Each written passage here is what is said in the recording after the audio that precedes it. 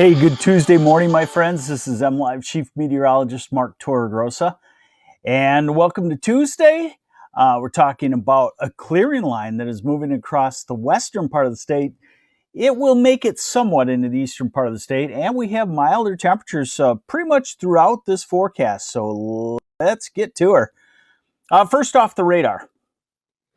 And there's really not much on it. A couple little spritzels in the northeast corner, and that is about it. So here's that clearing line that I'm talking about.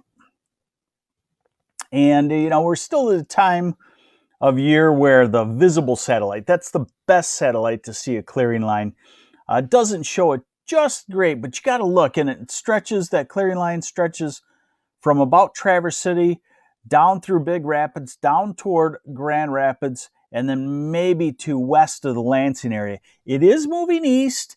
It should continue. The western half, I would say, west of US 127, let's call it, should probably go to mostly sunny skies for several hours. Eastern half will go to what I would call off and on sunshine, or what we would call partly sunny skies. All right, so let's get into the modeling and show you what's going to happen here. I'm sorry, I feel real sneezy this morning, so it may happen here. All right, so today is a dry day. Hey, good morning, Mike Van Norman from Tawas. I got to say hi to some folks first off. Sorry. Connie Huff, Republic, Michigan. Where is Republic? I've never heard of that. Lori Henry, snow and ice melting off the roof. Yes, it is. Hey, watch the downspouts, because if they get iced up, they can drop all that water right in toward your basement. So free that up too. Barbara says, enjoying a walk in the sun right now in Kalamazoo. Frankenmuth here. We're socked in with the gray once again. Hey, James Luke Jr. in the UP. Good morning. And David Reed. Good morning. All right, let's get back to the modeling here. So no precipitation today. This is tonight. Our next little weather maker will move in. Look at the low pressure center. This is tomorrow morning, 7 o'clock. It is off the coast of Manistee, okay? Remember, on storm systems, especially as we go towards spring, remember that storm systems, the snow shield will be to the north of that. So across the UP and the tip of the Mitt, Mackinac City down to Petoskey to Alpena, under a winter weather advisory for tonight and tomorrow for a good little burst of snow, probably a 3 to 6 incher there. And we're getting the time of the year where the 3 to 6 inches are not fluff. They are wet. Okay, so, but notice that misses the southern 2/3 of lower from Traverse City southward, stays dry. And then into Thursday, good travel conditions.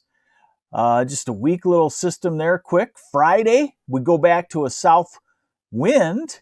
And our next weather maker comes in on Saturday, but another sure sign that March is around the corner is that these weather makers, when they come through, like this, for example, Saturday morning, it could either be snow or rain, depending on where you're at. That means the storm track has shifted northward and the temperatures have readjusted, and that is the case. I want to give you the average high temperature. So let's start off at March 1st. Okay, March 1st, these are your normal long-term high temperatures. 37 in Detroit and Ann Arbor, 35 in Grand Rapids, 34 in Saginaw and Bay City, 32 in Bad Axe, 32 in Traverse City, upper 20s in the Sioux. Now, let's just go to 2 weeks later than that, okay, March 15th. And most places add on about 9 degrees of warmth to the average high temperature. Hey, Carrie Draper from Kingsley, good morning. And Linda Jascott in maybe Michigan, maybe not. So 15 days later, March 15th, you're looking at long-term average high temperatures, 43 Saginaw, 46 in Detroit and Ann Arbor, 43 in Grand Rapids, 40 in Traverse City, 35 in the Sioux. So we gain about 9 degrees of warmth on average due to the sunshine getting higher in the sky, and that happens just in 15 days. All right, so we know that what is average and what actually happens. Doesn't always fit, but let's see if it does. Today we're looking at highs in the low 40s. Now you see 42 Saginaw, 39 Grand Rapids. You see that little odd line there? That is the difference between what the Weather Service office near Detroit, White Lake, says for its area, eastern Michigan, versus what Grand Rapids says.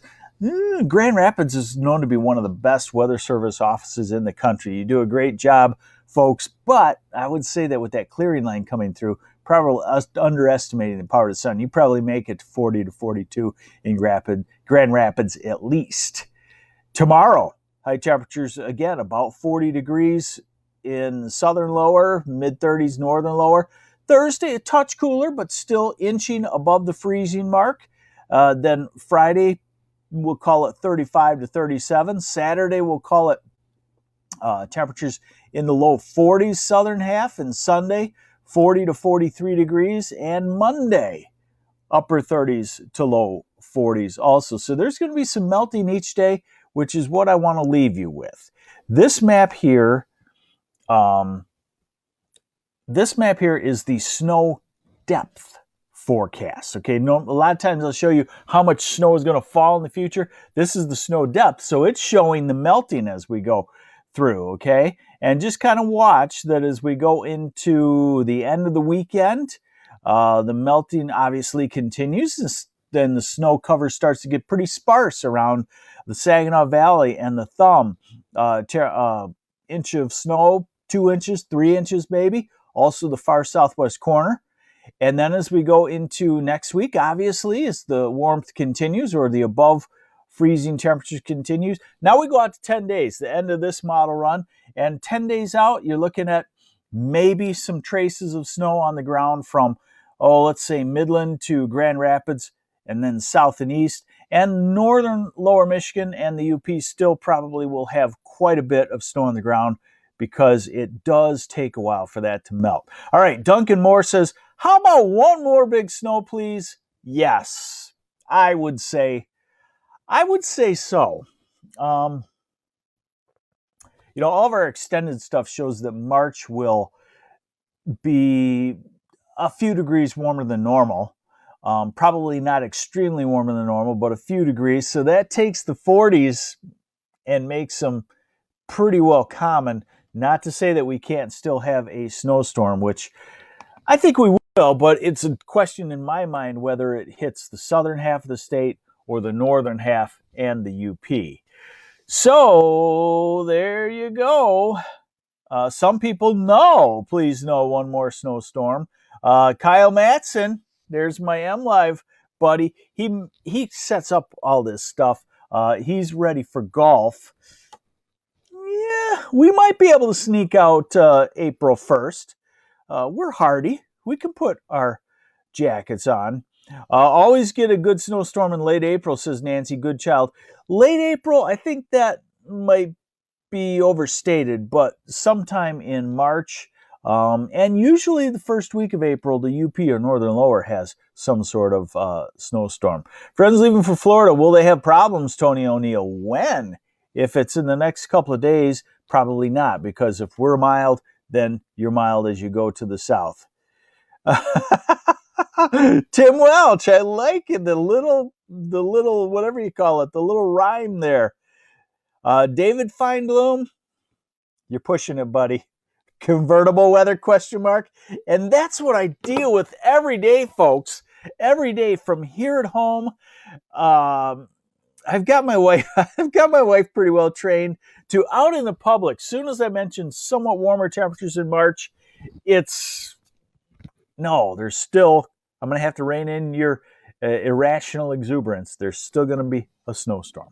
So there you have it. Thanks for joining me on the MLive Morning Weather Update. We do this every morning. If this is the first time joining us, we usually have a cup of coffee, or I have hibiscus tea.